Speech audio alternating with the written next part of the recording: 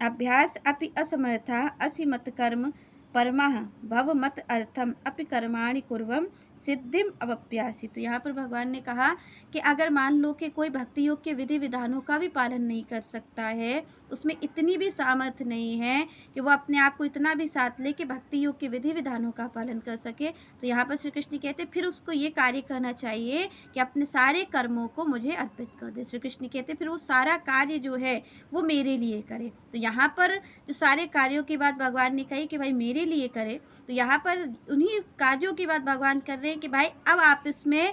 सब में मेरा ही स्वरूप देखो। अगर आप कहीं एक जगह स्थिर नहीं हो सकते, आप गुरु की आज्ञा में स्थिर नहीं हो सकते, आप अपने मन को स्थिर नहीं कर सकते, तो श्री कृष्ण कहते हैं आपके हाथ में आपका कर्म तो है, कर्म तो आप किए बगैर रहते नहीं हो, कर्म तो आप करते ही हो। तो श्री कृष्ण कहते हैं कि यहाँ पर भाई जो आपके कर्म हैं उन कर्मों को ही मुझे अर्पित कर दो, मेरी इच्छा के लिए कर्म करो। यहाँ पर श्री कृष्ण कहते हैं फिर पूर्णता वो सिद्ध हो जाएगा, वही